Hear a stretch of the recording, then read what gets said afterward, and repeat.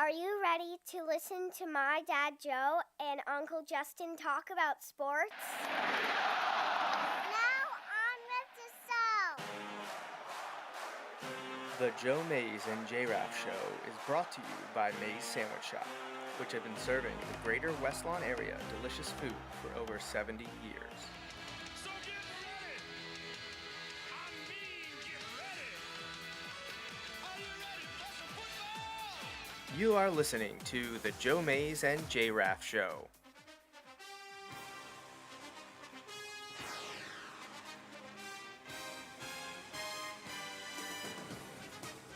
A weekly podcast about sports since 2011.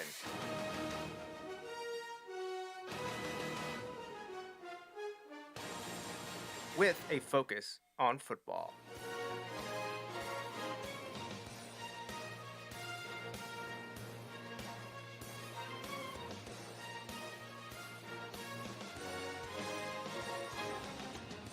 Now, here are your hosts, Joe Mays and Justin Raffoff.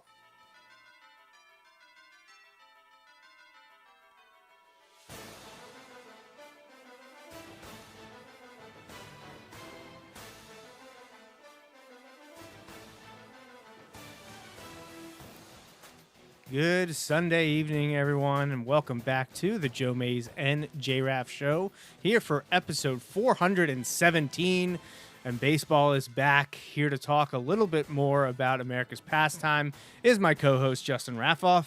Yeah, it's great to be here. And we are talking about not the current Philadelphia Phillies. They're off to a moderate start. Hey, win your series. Win your series. 2-1, lost today. Aaron Nola didn't look great.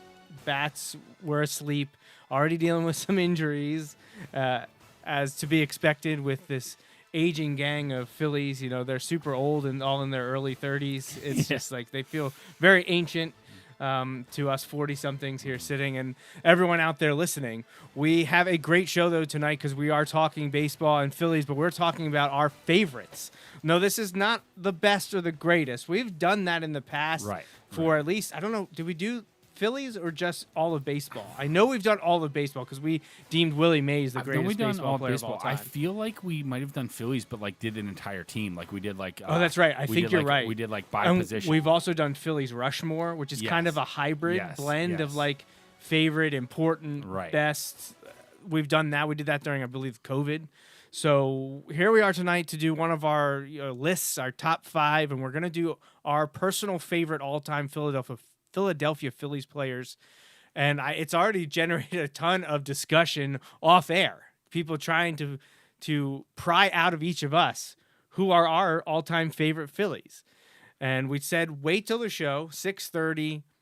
Leave us your comments and let us know who you think. And we already have people jumping in to let us know. And we're going to read everyone's list as well because interaction is key and it makes these episodes so much more fun.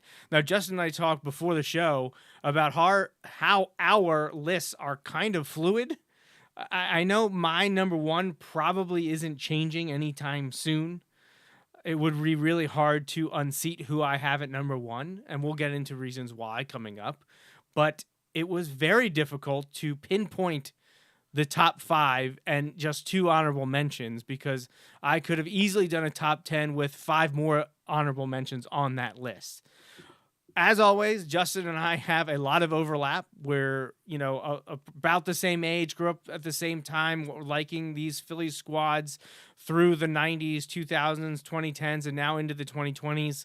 So I'll get something out there, put it out there right away, Justin. None of the players on our list are associated with the 1980s or earlier. Right. Which feels like that makes sense, but I think I need to say it.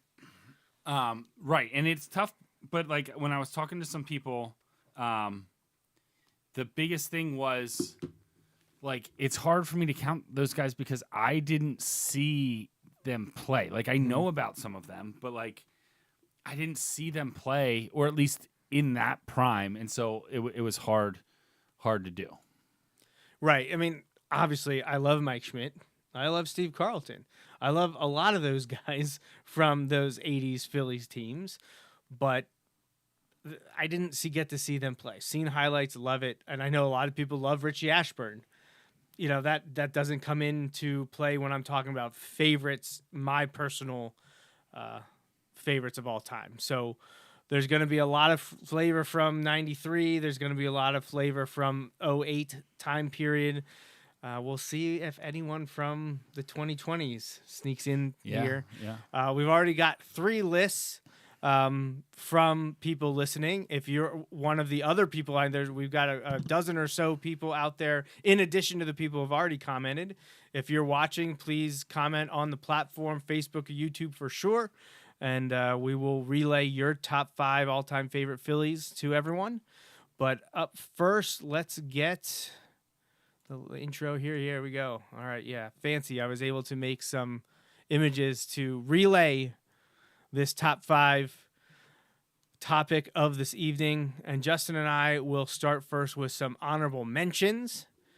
And I would love to have done, they grab the action shot and overlay it. I didn't have enough time to go through and clip those out, so I went with the baseball card route. Hey, so love it. Baseball cards, a lot of fun. Hit up 610 Collectibles if you need any baseball cards, trading cards, collectibles. Say hi to our buddy John. And I saw he just posted not too long ago about getting like some of the old, like basically the wax packs in. Yes. So from like, the 80s, I think. Right. So some of these guys may be in some of those cards. Right. So like you can check that out. I Yeah. know not too long ago we mentioned the 80s guys aren't really on there, but like some of these other guys you might find in some of those packs, and you can pick those up at the shop. Yep. So John has done a fantastic job getting 610 Collectibles, the actual in-person store, up and running just after Thanksgiving. He opened his brick and mortar store, and I've been there a few times with the girls, and he's always great. We buy some packs, open them in store, and it's a lot of fun. So check that out. I believe it's in Robizonia, just past Wernersville, and on that side. Just past the fire station. Just past the fire, literally next door. Yep. So check that out. But so Justin, I had this on the schedule. I talked to you about it a few weeks ago, and you checked with me today. This is what we're doing, right? Right. Had a busy weekend, didn't really get to prep for it much, so this was done really quickly late this afternoon after Natalie's soccer game. Threw it together. I got your honorable mentions, got mine. They're up there right now in trading card form. And, well, I'll let you start first. Your 2 honorable mentions are Bryce Harper and Darren Daulton. Yeah. So, kind of like opposite ends of my fandom, like timeline anyway. Darren Daulton was one of those guys I like growing up, just absolutely loved him. One of my favorite players. I was a catcher growing up, so I loved the catchers. He wasn't like my favorite even on that team necessarily, like saying, but like he's one of those guys. When he got traded to the Marlins, I was heartbroken. I think that was in '97 when he got traded. But like he was just part of that crew on that essentially that '93 Phillies team, but the other teams around then. And so like it was just a lot of fun watching him.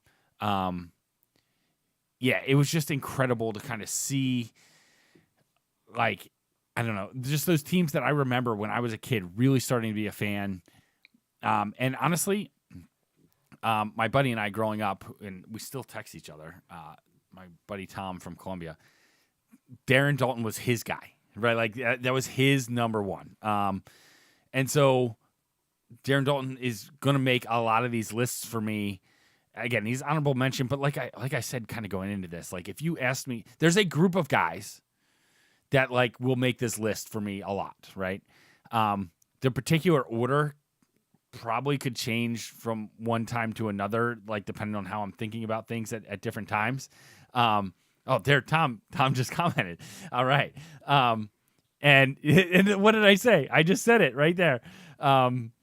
Yeah. So like growing up, like that was his guy. And so like, one of my best friends and his favorite, one of my favorites, it's just, he'll always be that like special player. And I think he went to the Marlins, and then I think they won the World Series that year. And so like that was one of the first instances I remember being happy for a player, even though I didn't necessarily like, I don't know, wasn't necessarily rooting for the Marlins. I mean, I guess maybe I was because they were playing the Yankees, right? Yes, they were. So like I probably was rooting for them, but like 100%.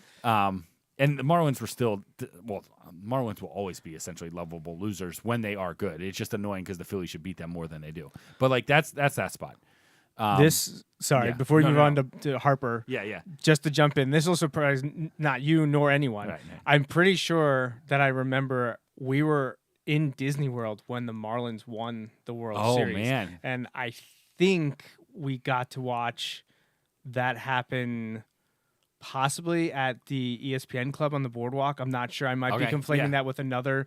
We were down there times when a lot of big-time sports events have been happening and have watched them at the now defunct ESPN Club on the boardwalk. But yeah, I'm pretty sure we were down there when the Marlins won the 97 World Series over the Yankees. And we were all so happy because, we were all huge Phillies fans. Yep. Yeah. We love Darren Dalton, as you right. will see as this continues on. And we were just happy that he got that. I had that shirt that the team got or that the fans could buy that had the players' names. You get like the locker room shirt. I don't know if I still have that, but at the time, I'm pretty sure my mom had got it for me because she knew how much I loved Darren Dalton and was happy for him to win a World Series there nearing the end of his career. He went on to play, I think, another year or I think he played a couple more years. But I actually think, was he there when, who was the other catcher? Oh my gosh, I'm drawing a blank. But I feel like I look back on that 97 roster and I was like, wow, there's some names on this roster here. Yeah, but it was a crazy time. But as soon as I saw he made your list, because I knew you probably knew he'd be on my list, but I wasn't sure if he'd be on your list. So it was good to see him from a personal perspective, but also representation of the 93 team, which we're not done with. Right. But all right, so talk about Bryce. And then my other one's Bryce. Again, this is a perfect example of I love Bryce Harper. I love kind of how he has taken on Philly and is kind of like really running with it. And that's certainly one of those things where like I think he is he's an amazing player. I think honestly, before he came to Philly was one of those players that I did not like. I liked the way he played, but I did not like him, not just because he wasn't on the Phillies, but he was on the Nationals. And the Nationals were, climbing, they were getting better. But because of that, I really just kind of was never going to be a big Harper fan. But then when he, entered free agency, and then I will remember where I was. It was an in-service day where we had gone to an off-site visit, and we were supposed to catch a bus back from this off-site visit on this in-service day, and it wasn't like there wasn't a bus for us, so we were stuck out in Ole. And so what happened was we're waiting in the lobby of BCTC East Campus, and the news broke that Harper was signing with the Phillies, and I'm just like yelling. And there's a bunch of teachers, a couple of which who were also very excited, and a couple of others who were like, "What's the big deal?" And I was just so excited that Harper's coming to the Phillies. This is a perfect example. He's honorable mention, and honestly, we have talked about this. Could before. Be in my top 5. If the Phillies were to go on and win a World Series while he's here, and like a contributing guy, but honestly, even if they got one while he's here, just in some time, whether that's this year or some other time. Well, we've got, 7 more seasons. 7 including to this year, right. He would probably skyrocket up the list for me. And that's not to knock him. And it's just like he's one of my favorites. He could easily be in my top 5 doing something like that. Or, even just having like an MVP caliber season. Which he's already done. Right, exactly. Like those things could certainly put him in the top 5. And maybe even I don't know. It'll be hard to grab that number 1 spot for me. But he could, multiple championships could do it if you want to do that. But reaching that peak, him, and I'd be so happy for him. He wants it so bad. I'd be so happy for him. And, way down the list of reasons why it would be cool would be he climbs on my list, so out of that honorable mention. But he's just... We'll tweet him. We'll let him know. Right, yeah. Hey, man, congratulations. You want to break into Justin's top 5. Right. Better win that World Series. Yeah, me and Jimmy Rollins telling him, yeah, you want to stop hearing about it, But he could absolutely finish in that top 5 anytime. If he were to bring home a ring, cement him in there. And he'd be top 5 and he's not 5th, one of those kind of things. So again, and that's not a knock on him. Like, all these guys are guys I love. So, well, yes. Yeah. So my 2 honorable mentions, I limited it to 2 just because we could list probably, when you're doing a top 5 and you're doing honorable mentions, you could probably have 15 honorable mentions that were in consideration for one of the top 5 spots. Kept it to 2. Yours were Darren Dalton and Bryce Harper. Mine are going to be 2 catchers because that's my favorite baseball position. It's what I enjoyed playing from time to time growing up. I didn't play a lot of baseball, but always was my favorite. And JT Realmuto on this current team, mostly because of how good he was before this Phillies team kind of came to be in 2022. He was there. Harper eventually came along, but he was the steadying presence.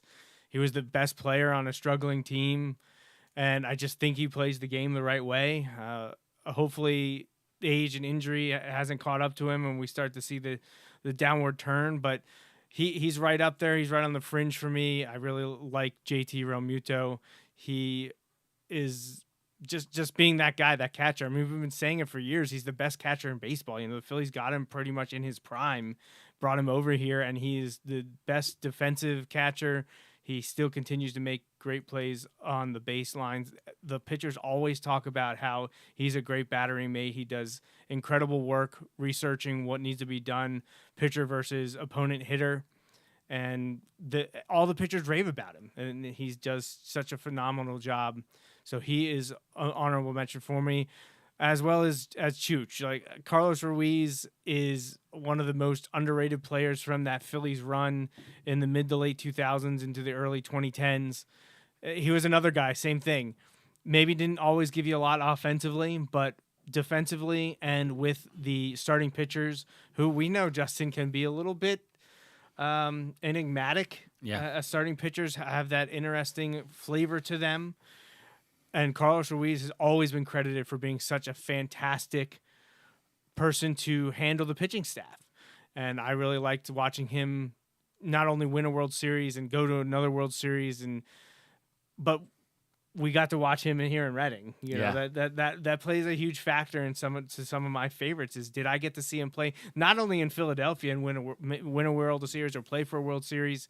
Did we get to watch them here in Reading before they broke in? I don't mean on like rehab assignments. I'm talking about, did they come up through the Phillies farm system, including a stop at AA Reading? And Carlos Ruiz checks that box. Yeah, absolutely. Oh my gosh, Chooch, love Chooch.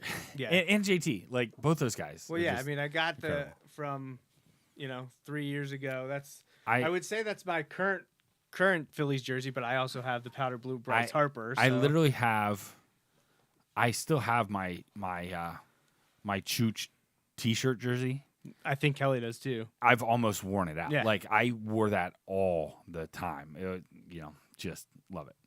So before we dive into our top 5 and do number 5, and this will go a little bit faster as we have so much overlap that we don't have to say too much about some of these other guys. But we got a lot of responses. Before I forget the phone responses, I'm going to do those first. So I'm going to go with Brian comes in here in his top 5. I'm going to put John Kruk at his 5 because his actual number 1 I said was invalid. Only because of what we're doing here tonight. So Brian's list is Kruk at 5. He's got Edmundo Sosa at 4. Oh my gosh. Okay, before it goes any further, I love this list already. Right. I love it. Kruk's 5. Sosa is 4. Pat Burrell is 3. He says Joey knows why. Joey does know why. I believe I know why. Yeah.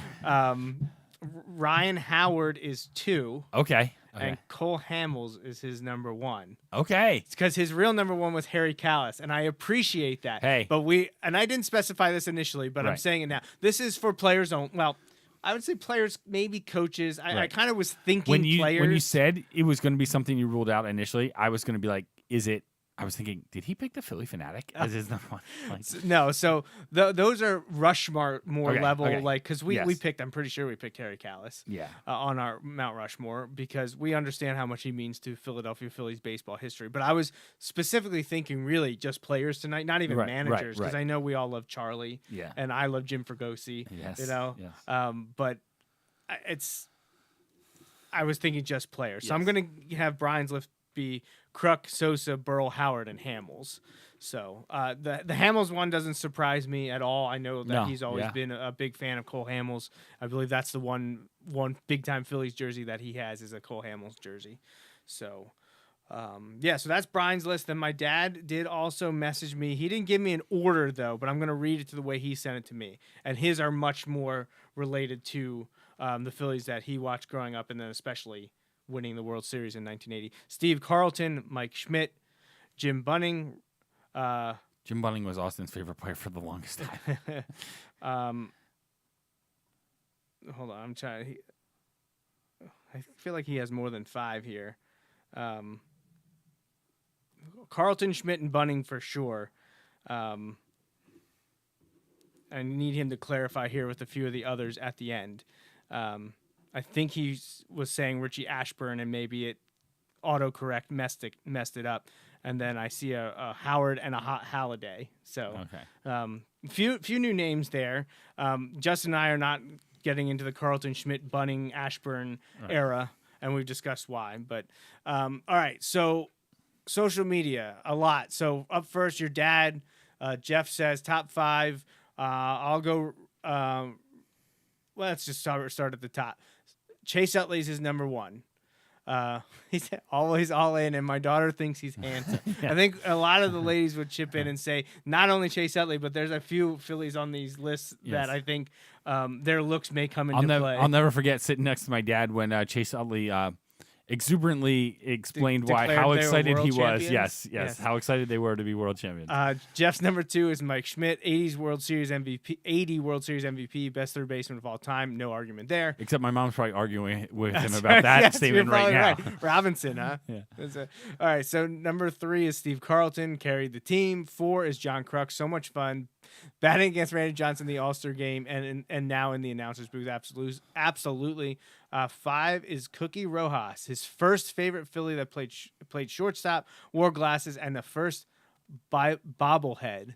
And he gives an honorable mention to Bryce Harper. Right. So a few ones we've heard, may hear, or have discussed, and a couple new ones as well. I love it. All right, so Jamie says that your son, Austin, chimed in with number 1, Bryce Harper, number 2, Mike Schmidt, number 3, Steve Carlton, number 4, Tug McGraw, and number 5, Reese Hoskins, with an honorable mention to Bobby Abreu. I love this list because he had to seek out to watch most of these outside of Bryce, right? Which obviously says that you and your dad probably have a lot to do with this list. Yeah. Well, he knows Mike Schmidt. He Steve Carlton. He just knows how good he was. Tug McGraw. He knows from winning and the celebration and all of that stuff. And Reese Hoskins absolutely makes that list. When I had to tell him that Reese Hoskins wasn't going to be on the team, that was a tough one. Rough. It's very rough. Great list, Austin. Great list. So Jamie then says her number 1. We talked about him already. Yep. Chooch, Carlos Ruiz. Number 2, Chase Utley. Number 3, Bryce Harper. Number 4, JT Realmuto. And number 5, a guy that made my short list, had to be on there, the Flying Hawaiian, Shane Victorino. Honorable mention from Jamie is John Kruk, especially now with his commentating. I'm guessing that's Cliff Lee, Jimmy Rollins, Ryan Howard. And Jamie says she kind of felt the same way. She feels like she only wanted to pick players that she's watched and rooted for. My mom chips in with just one name. She says Kruk. Hey. Although I know Darren Dalton was way up high on her list as well. All right, so your buddy Tom, he came in number 5, Bryce Harper. Number 4, Cole Hamels. Number 3, Jimmy Rollins. Number 2, Chase Utley. And number 1, Darren Dutch Dalton. And he says, a lot of love for the World Series winner. Nothing beats baseball when you are a kid. Dalton was my dude. Yeah. I understand. Yeah. Listen, it wasn't exactly the same, but I feel like my love of baseball in part comes from I remember watching baseball with my dad when I was a tiny kid, right?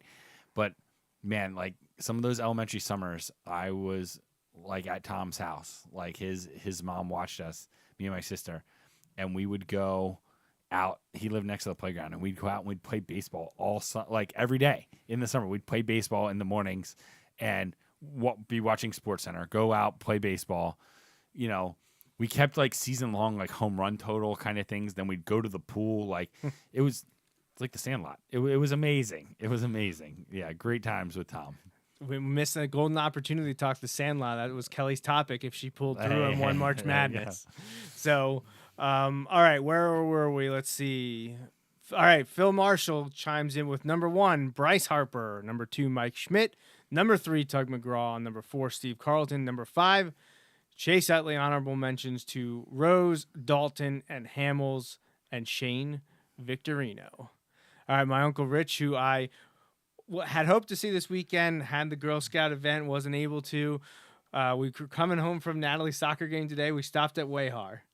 And who would show up just a few minutes later than my uncle and aunt, who we had unfortunately chalked up to not being able to make it work this weekend.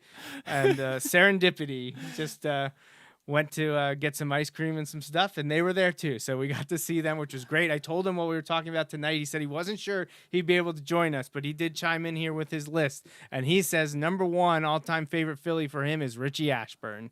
Which he told me about, and I knew beforehand. Right. Number 2, Mike Schmidt, which I believe was also my grandmother's favorite. Okay. And I actually have somewhere around here is her Mike Schmidt bobblehead gold like statue version that they gave out, I believe, at the Reading Phillies. Okay. I have that here. That was hers.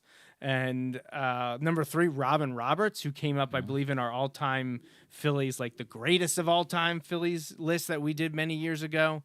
Number 4, Tug McGraw. And number 5, he does have Bryce Harper. So a lot of all-time greatest Phillies on there, and then one that's currently playing and hopeful to make the list. And he's made a lot of lists so far, Justin.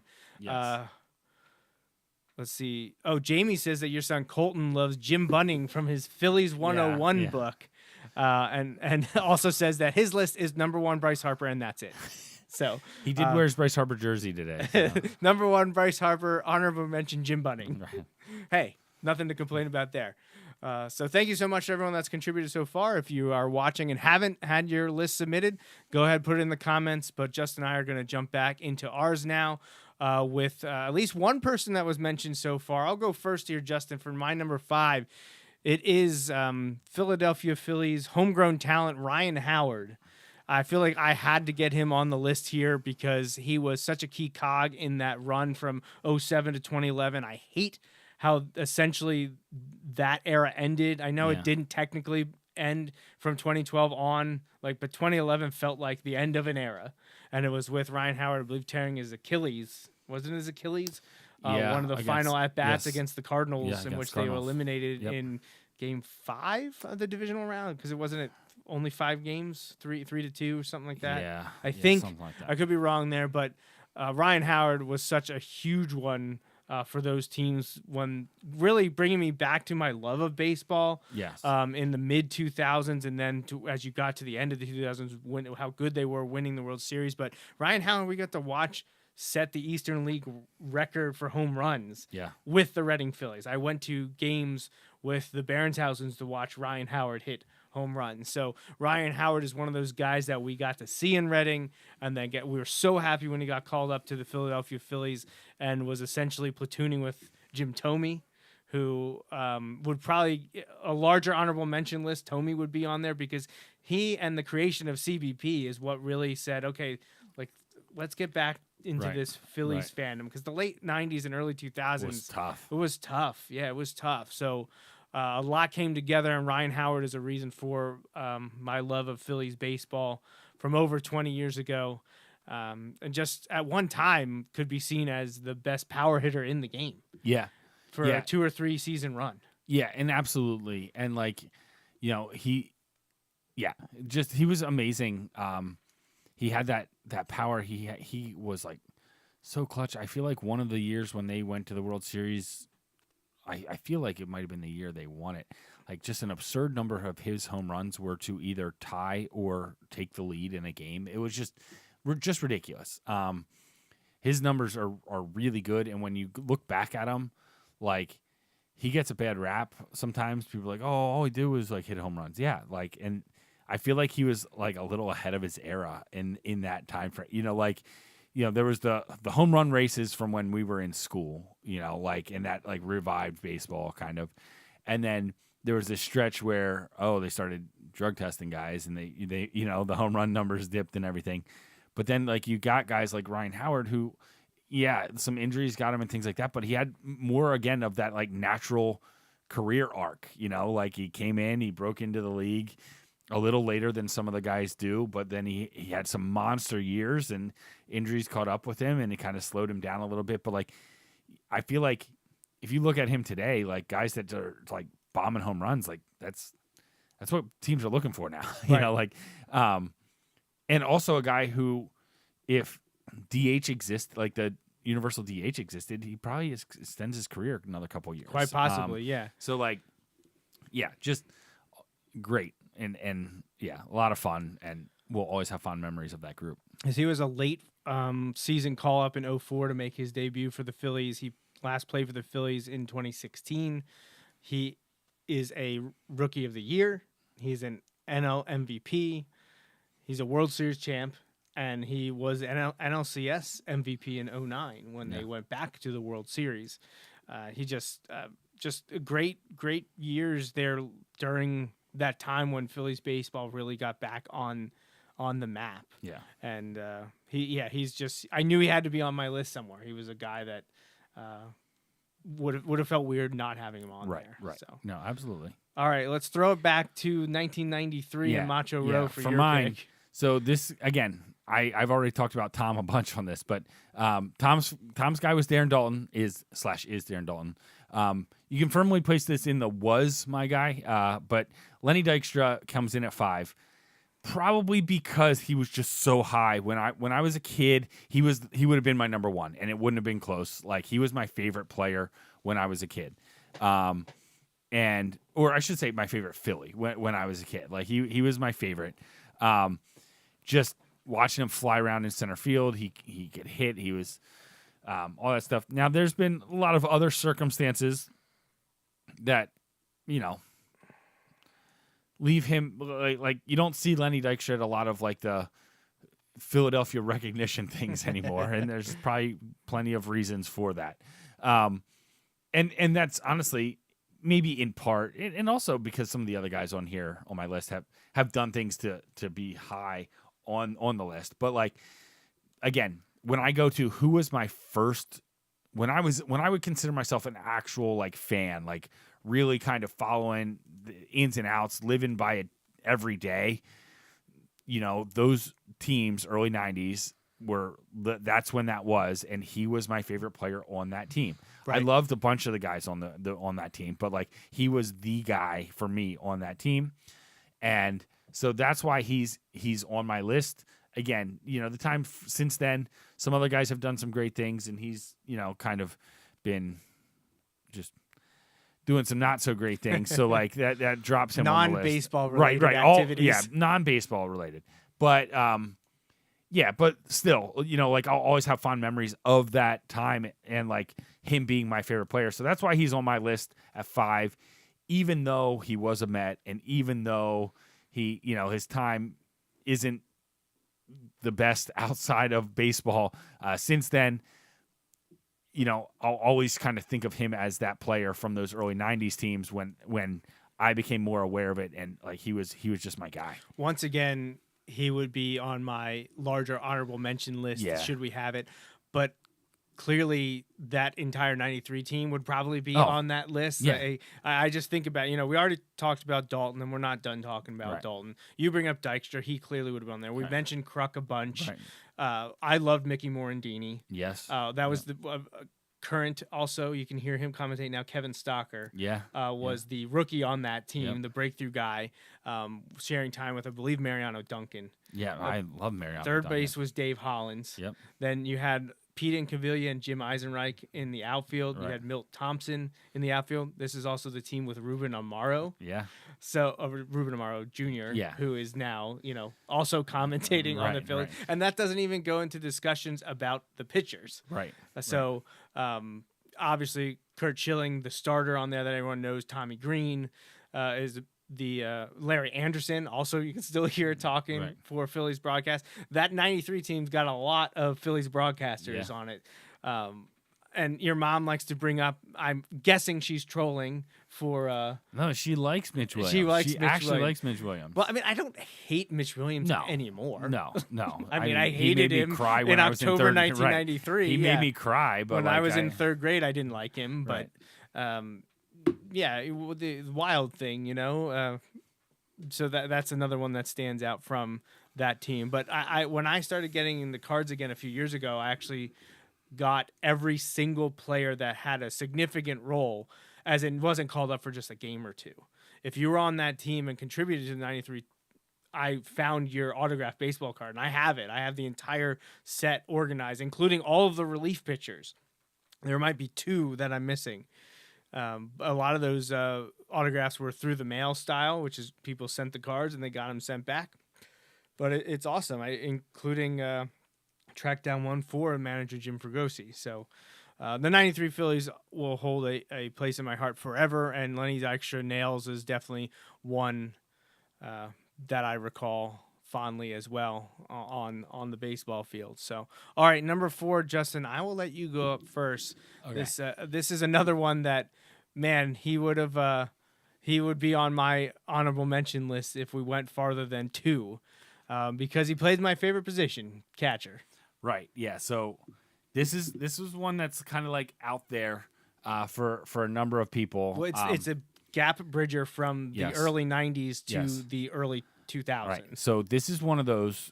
He was the only Philly All-Star because he was a good player on terrible teams. Really bad. Mike Lieberthal, right? Go with that catching position. Watching him play in Reading. Right. And just he was so good, and the Phillies organization just let him down so much. He had no help, none. The guys they were putting out there with Mike Lieberthal, who was an all-star caliber catcher on any team. I'm not saying he was the best. You had Pudge Rodriguez, you had some of these guys who were just insanely good. But Mike Lieberthal was an all-star caliber catcher on terrible teams. And again, you've drawn me in from, when my early childhood, remembering those teams, the 93 team, breaks our heart, but now you're in it and the team just got real bad in a hurry. And so man, talk about baseball, breaking your heart. It goes, Phillies lose the World Series and then the strike shortened season the next year. Yep. And on top of that, again, I know I reference this all the time, but another great 30 for 30 that talks about, I forget the exact date. It might be June 17th or something like that. But it was the parade, I think, in New York. OJ's chase in the Broncos. Yeah. The Rangers win the Stanley Cup. Right? And Griffey hits his 40th home run or something insane. He's on pace for 40 home runs or something in June, but then the season got stopped. It was just all this crazy stuff. But it was a 30 for 30, right? Yeah. So anyway, Mike Lieberthal, just great. He was the guy I rooted for during those times when the team wasn't any good, but I still was there. Just a kind of an under the radar guy that will always be one of my favorites, just because he stuck it out, man. You think about being a catcher in the vet, at the vet, leading into a lot of those times, oh man, that had to be rough. And he's probably the greatest offensive performer of a Phillies catcher. Right. Because I think he hit close to 300 for multiple seasons. He leads the team history in home runs by a catcher. He was just, and he's a Gold Glove winner. He's a multi-time All-Star. He was the best player on really bad Phillies teams. Right. From 95, 96 until the early 2000s. I mean, Did Carlos Ruiz take over for him? He, quite possibly, because he caught up until 2006 for the Phillies. Yeah. He was on the Phillies starting in 94. Wow. He played there longer than I thought. Now, he only played 24 games in 94, 16 in 95, 50 in 96. Okay, so he's But then 97, he jumps up to 134. And then he had really good years in like 99, 2000. Right. And he was an all-star in 99, all-star in 2000. He ended with the Dodgers again, but he only played 38 games that year, so he was their backup. Started a trend there of those Phillies ending their career with the Dodgers. But yeah, just one of those guys. I don't know. He'll always be one of those special Phillies for me. June 17th, 1994 was the date of all those things that you brought up. It's a great 30 for 30. You can watch it on Disney Plus probably. That's right. So yeah, Mike Lieberthal again. Quite possibly the only reason he wasn't an honorable mention for me or didn't crack the top 5 is because his team basically didn't win anything. They were so bad. All I associate with is he is my favorite during the dark ages, like the dark years of Phillies baseball, Mike Lieberthal. And again, we got to see him. He played in Reading in the early 90s, I think I want to say 92, somewhere around there. 90, something like that. But he was a great guy to watch in Reading. And speaking of Reading, another guy who we got to see play in Reading and then for a long time in Philadelphia is the man Jimmy Rollins. He is my number 4 all-time favorite Phillies. Again, just like Ryan Howard at 5, I didn't feel like the list would be complete without Jimmy Rollins on there, and an honorable mention wasn't enough. He was the heart and soul of the 2008 World Series champions, that era of Phillies baseball from, around 05 through 2011. Like Jimmy Rollins, I felt was the face. Hey, he won the National League MVP award. He was the guy. I think will eventually break into the Baseball Hall of Fame. It'll take some time, but I think he's going to get there. He put it all out there. He didn't pull punches. He was very truthful, and he backed up what he said. He made the declaration that they were the team to beat, and he was right. He was one of the most consistent players on my favorite era of Phillies baseball. And he always felt like he was dependable and reliable, playing the toughest defensive position on the field right there with catcher. In terms of putouts, he was the guy. And he created that incredible double play duo of which we're not done talking about. Exactly. But Jimmy Rollins, he had to be on there. And he is my number 4. All right. So, let's move right along there. Anything? Well, we'll save Jimmy Rollins for you. Yeah, I've got plenty. Yeah, we'll move on to number 3. Speaking of 2008 era double play duo, I'll go. Okay. Chase Utley is my number 3. He is. I think he will make the Hall of Fame before Jimmy does. I would love for them both to make it the same year. I think both are deserving of it in my Phillies bias, although I've been reading national writers in the last few winters leading up to the Baseball Hall stuff. Both of them keep getting more and more votes necessary. They trend in the correct They're trending direction. the right way, and I think they both, the thing about Utley is his peak is unmatched in baseball history for a second baseman. His peak second baseman, I believe, is quite possibly the greatest of all time, or something ranks up there. It's like his name and the greatest ever. Right, It's like his 4 or 5 year stretch that coincides with the years peak the Phillies were the best. Like are 06 to insane. 2010. They're absolutely insane for second baseman. And playing among the best 4 season stretches ever. It's ridiculous. It kind of reminds me of the baseball version of the Broncos' Terrell Davis. Yeah, because Terrell Davis came in, had incredible seasons for the Broncos, won world championships, won the Super Bowl twice, and then injuries kind of derailed his career. But he made the NFL Hall of Fame, the Pro Football Hall of Fame. I think Utley will get there, deservedly so. He was another guy that was just reliable and dependable. That's what you can say about so many on that 2008 era team. He was so fun to watch. His first was it first MLB at bat or first MLB hit was a grand slam? I think it was his first. I can't remember if it was the at bat or the first hit of his career. Right. Is a grand slam. Can't do much better than that. Harry Kalas is a great call of it. And Chase Utley will just forever be one of my all-time favorite Phillies. Having him and Rollins back-to-back was not done on purpose, but seems very poetic. Right. To have that Rollins-Utley duo right there at 3 and 4 with me, with Chase Utley coming in at number 3. And we've briefly touched on your number 3 because he was one of my honorable mentions, but another guy that's been called out a bunch by the guys all the people listening, texting, and writing to us across social media. Yeah, Carlos Ruiz. It just, Chooch was on that list, and an undervalued, or maybe not undervalued. I think he's underrated guy for what he meant to those key Phillies teams. He was so good. Just thinking of the plays, and again, this wasn't.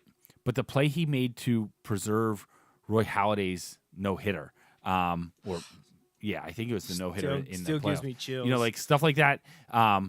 Some of the things he did, him running the bases and scoring from third on that hit that barely, went down the line. Like just some of the things he did were just absolutely amazing. Loved him. He was just such a key part of those fun teams in the 2000s. Like I said, I wore out my Chooch shirt, man. He's my favorite. That jersey's seen better days. Yeah, exactly. Yeah, I already talked about Chooch for a bit, but he is another one of those guys. Like I feel bad because I've touched on Utley and Rollins and Howard and Ruiz, but all love to Brian's guy Cole Hamels and Pat Burrell. Pat was one of those guys I feel like outlasted the Lieberthal treatment. Because Burrell was on some of those poorer teams earlier in the 2000s. He felt like the Phillies' only guy that was ever doing anything, him and Lieberthal. So I'm glad to get to see him get that ring in 2008. And, victory. No one's brought up Jason Worth. I think people are pretty salty about the way things ended there, but he was a huge impact guy in the early parts of this era that we're talking about. But yeah, Carlos Ruiz, what a fantastic guy, fantastic catcher. Great to see him back. I think last season, did he make a return? They celebrate, or maybe it was 2 years ago. Well, I know they did it at Reading too. A couple years ago, they celebrated him at Reading too. Yeah, fantastic. All right, so let's move on. We've only got about 10 minutes or so left, so we need to finish off with our number 2s and our number 1s, all of which I think have come up already. So we're not going to. I mean, we're going to talk about them, but there's not a lot left to say. Well, your number 2, I just talked about. Right. Yeah, my number 2 was Chase Utley. And like you said, just what he meant at his peak in that prime, he was among the best, among the greats to ever do it. Again, he was such a key piece to those great teams. He and so many of these guys are the examples of when you give it your all, you are literally a legend forever in Philadelphia. Forever, like Chase Utley. You look at how it's been just embedded in the into that the fabric of the city, even into fictional shows about the city, like Always Sunny in Philadelphia. It's part of that. And so it's just what he meant to that city and still means, and it will forever be connected to the city. Is just, you can't really replace that. And I'm telling you, one of the most underrated plays in all of baseball history is his pump fake to first and throw home. And I'm telling you, if Derek Jeter made that play, they would say it would be called the best play in baseball history. But because it was the Phillies making the play, it's up there and people will bring it up. But I'm telling you, if Derek Jeter made that play, or somebody on the Yankees or somebody on the Dodgers or something like that, it would go down as the best play in baseball history because it was the Phillies against the Rays. People, no, that was an incredible play, a headsy play, and helped them win a World Series. So that's just one of those things I'll always remember. Absolutely. Yeah. Those 2008 games, I have a bunch of. I was living in Indiana during that 2008 season, so I was recording every Phillies game. I still have those original recordings of some of those games because I had a TV tuner. I was just pulling them in from like MLB TV and stuff. Fantastic. But I also bought through iTunes the world, like the full games. Yeah. I have the full games, and then of course the collector's Blu-ray that came out. Yep. To be able to revisit all those is awesome, and I love throughout the season when some of the Phillies Twitter accounts will like remind us about like the 2008 Phils and this is what's happening, and I love seeing the ones where it's like, they're sitting at around 500 and it's like July, right? And then I'm mad at this team because they're only like 15 games over 500. Okay, so Chase Utley was your number 2. My number 2 is Bryce Harper. Just because of the things we've already said about it. He fits the mold of the type of player that we want here in Philadelphia. All these guys we're talking about they're tough as nails. They're dedicated, they're committed, they wear their hearts and emotion on their sleeve. Bryce Harper is probably the best of the best at doing a bunch of those things. He leads the league since like 2015 or something in ejections. He's a guy that's always fiery. He talked all offseason about just wanting to bring a championship to Philadelphia. He wants to win a World Series in Philadelphia in the worst way. He is the guy that you hate if he's not on your team. And we know that for a fact because Justin and I hated him when he was on the Washington Nationals. Yep. But it's one of those things, and we've admitted this before, and I've multiple times have tried to find this tweet. I thought it was a tweet. Maybe it was a Facebook post, but I put it out there that years before he came to the Phillies, that if Bryce Harper was a Philly, he would be my favorite player. But when he's not on your team, you hate him. But it's different from people that you hate because even if they're on the team, you would be like, yeah, he's playing for my favorite team, but I don't like him. That was not Bryce Harper. Right. It was the exact opposite. You didn't want to admit how much you admired the way that he played. You won me over when he fought Jonathan Papelbon. No, I'm kidding. But Bryce Harper has just become that. And him getting so close with the rest of the team and all of us watching in 2022 will make it so much tougher of a pill to swallow if him and this group doesn't bring a World Series to Philadelphia. No, I'm telling you, it's going the other way. They're going to bring multiples. I hope so. I really hope so because I don't multiples, and then we have to redo the list in 2 years. Sure, that's fine. Bring it on. It's going to be really hard for him to supplant my number 1 just because of the sentimentality and the nostalgia associated with it. But my number 1 doesn't have a World Series ring with the Phillies. But number 2, Bryce Harper, it also helps a lot. And, JT's on this list. Kyle Schwarber would have been another honorable mention. A few other guys on these teams from 2022 on would make it because of the association I have with Phillies baseball and watching it with my family. Yep. Kelly loves Phillies baseball. Natalie and Haley enjoy watching the game so much. We have really bonded over the last few seasons watching Phillies baseball, and Bryce Harper's been a huge part of that. And I really hope that they can seal the deal because it would be fantastic to celebrate with my family and also be in the extreme suburbs of Philadelphia this time for a World Series championship and not in West Lafayette, Indiana, to enjoy that. You guys have gotten it again with the Eagles in 2017 and 2024, but I'd like to be present for a Philadelphia Phillies championship. You're due. You're due. Victory and parade and all that good stuff. So hopefully that can come about for this group of Phillies and Phillies fans as well. So, Tom, thanks for saying this is a fun episode. I think we're having a lot of fun as well. And with the number of people that contributed, I think everyone is really enjoying it. A few minutes left here. If you are watching and would like to submit your top 5 favorite Phillies of all time, leave them in the comments. Otherwise, Justin, we're going to move on to our number 1s. And they have already been mentioned. Yes. And I'll keep my thought train rolling here and go with my number 1. And it is Darren Dalton, mentioned multiple times. Honorable mention from you, thrown throughout the list online, including from Tom, who had him at number 1. He has been my number 1 since I fell in love with Phillies baseball in the early 90s. And that reached its peak in 1993 with that Macho Row team. You talked about your young relationship with your dad and was it Tom? Is that who you mentioned? Tom? Yep. I have those recollections with my family as well, specifically my mom's parents watching Phillies baseball games at the old farm. And that 93 team really brought it all together. And Darren Dalton, because I love catchers, and I might probably love catching because of Darren Dalton. He was the guy that I loved to watch play. And that 93 team means so much to me.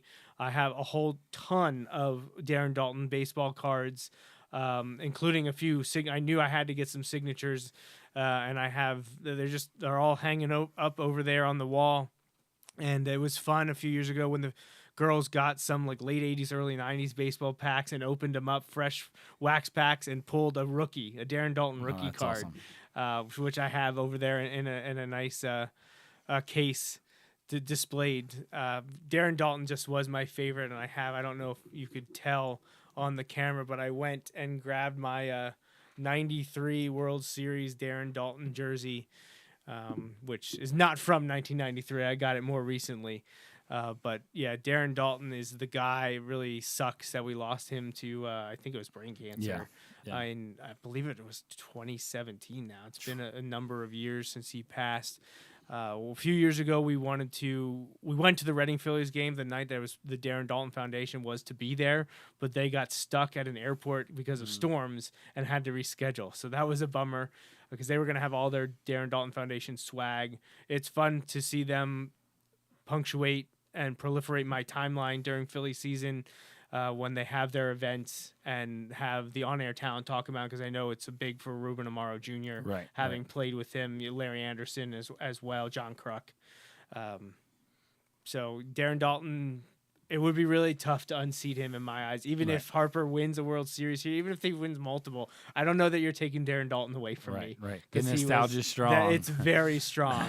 And I always love watching that 93 documentary, the behind the scenes. Yes. The ones that stand out. The only positive of rain delays. Exactly.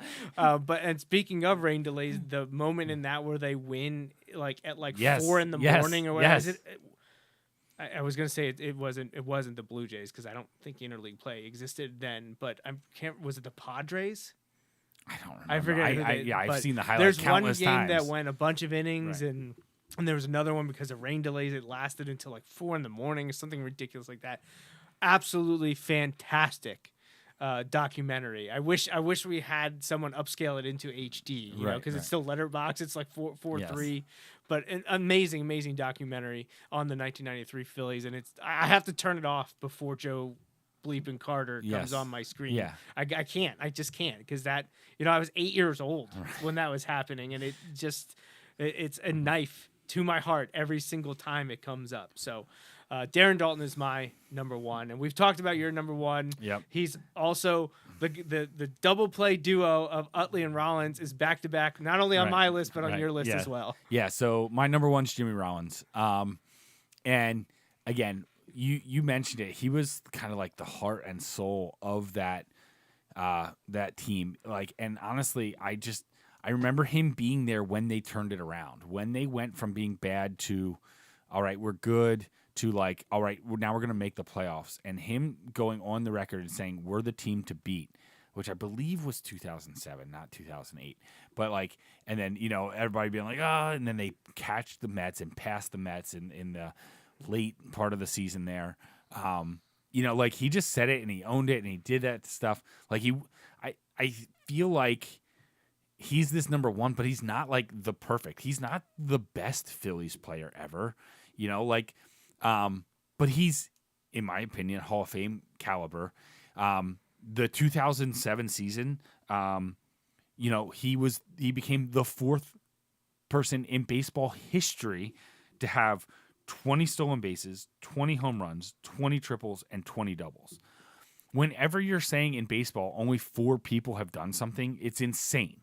And he did that. And he did it, again, with a franchise that was historically just bad, right? And to win, to be one of those leaders on the team that wins the first championship of my lifetime, and I got to be there to see it, just like you said, and I've kind of alluded to, Harper's on the list. There's other guys that should be on the list. It's hard to cap. You got to cap it somewhere.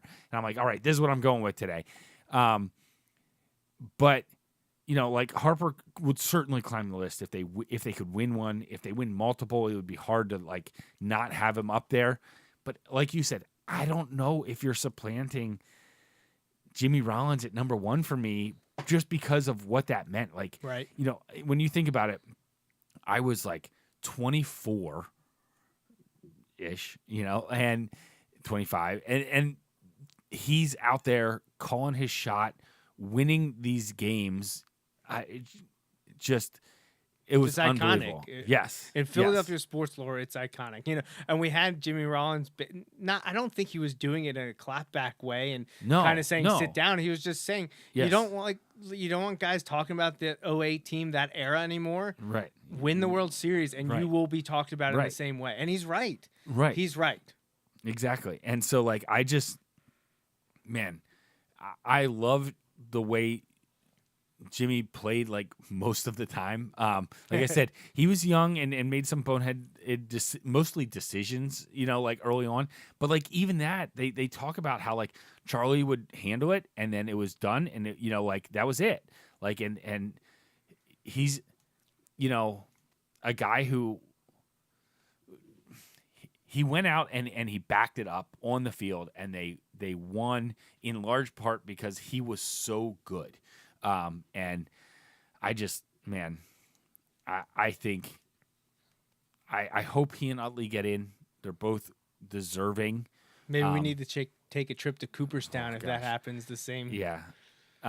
So I hope that happens at some point, but like, yeah, just in terms of, I said, to yours, the nostalgia is strong. Yeah, the nostalgia is strong for me too. And I know there are people like, cause I'll be like, oh, and I've said this before, I believe on the show, where I'm like, Jimmy Rollins is the best third baseman to ever play for the Phillies. And there are people who do not like that because Larry Boa comes to mind right away. Shortstop. Right. And so I can't disagree with that. It's just I didn't get to see Larry Boa play. Right. Like so that's why it's different. Larry Boa didn't get a mention, but I'm sure if we had a few other people of our parents' age talking about Larry Boa, my dad mentioned Pete Rose. I think Pete Rose also was on here somewhere else. I don't think as well known as being a Philly. Won the World Series. Right. Yeah. Great. Exactly. But I think a lot of made people that associate him with iconic the play Reds. of catching after bounced off Bob Boone's glove. That's right, like that stuff. So there's a lot of people you could mention. Justin and I, not on purpose, no pitchers anywhere on our list, but obviously we respect what all of them have done. And if they had won another one with Halladay and Lee, they probably are in the conversation more so. Hamels was mentioned a few times. But honestly, like Brad Lidge could make the list. Like he was perfect and got him a World Series, Well, and I think you could see Zach Wheeler work his way on there. If this team wins the World Series, I think Wheeler gets a lot of consideration from many people. Even guys like Nola, who like chose to stay. If they could win one here you go. They were talking about this on the radio today. They were listing the number of innings caught by like Phillies catchers that Aaron Nola has pitched to, right? Like the catchers, Phillies catchers. Man, there are some names on that list. But Chooch was the last one, like caught him like for only like 15 and a third innings or something like that can't be in 2016. It was it. And that was like Aaron's first full year up. I was gonna say, and it was Chooch's last year. Last full year for the Phillies at least. Yeah, great show. Thank you so much for everyone watching and playing along, commenting. We'll try to do something like this again in the future, but we're going to call it for tonight. I hope you enjoy baseball. Appreciate that it's back and have fun with your friends and family, taking it all in real fast. We are 4 number 1 seeds in the NCAA Men's March Madness basketball tournament. That's who's in there. So if you went with number 1 seed heavy, you are sitting pretty. Chalk is looking good. Chalk picks are number 1. That doesn't count though. So right now it looks like Wes Hoffert would be the winner with Florida, although tied with him is Dave Diaz and Duke. Then right behind him is Wes' dad, Andy Hoffert, with Florida as well. So I actually think Wes may beat him out if Florida wins. John Rogers and Dan Hartzman also have Florida in the running. Houston, it's Sharon High and Alex Twyford, with reigning champ Jameson also hanging in there with Duke. And then my buddy Sean has Auburn as well. So we'll see how it plays out, but that's where we're at for the moment. If Diaz wins and we have to talk about like Michigan or something like that, it's not going to be fun. Or the gonna Giants. Well, maybe we'll have to have Chad come on if he wants to talk Michigan football with us. All right, so thanks so much, everyone. We appreciate you joining us. Couple shout-outs I want to get out. Happy belated birthday to my Aunt Joyce, celebrating yesterday. Happy slightly early birthday to my brother-in-law, Jason, celebrating tomorrow. Anything for you to say before we get out of here? No. All right. Well, thanks so much again for joining us. Appreciate it. We'll have to come up with another top 5 or Phillies-related topic if people enjoy it so much. And we haven't done one in a while, so this is kind of a breath of fresh air for us. So, all right, we will be back next week for episode 418. Off the top of my head, I can't remember what we're talking about, but maybe we'll have to change it and be something else, Phillies or baseball related. But we'll be back on Sunday, April 6th for episode 418. Until next time, for Justin Raffoff, I'm Joe Mays. Thanks for listening to this episode of the Joe Mays and J-Raff Show.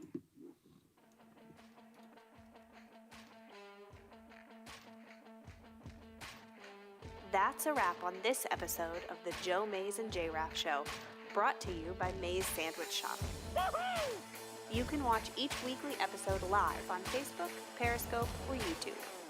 Be sure to like, follow, or subscribe to the show on Facebook, Twitter, YouTube, SoundCloud, Apple Podcasts, and Google Play. You can also rate and review us on many of these platforms as well. We'd love to hear from you. Send your emails to the Mays Sandwich Shop inbox at joemaysandjraff@gmail.com. The Joe Mays and J-Raff Show is a part of the JMNJR Radio Network, home to other productions such as The Bulldog Hour, Tangents with Friends, and Nat Chats with Dad. Until next time.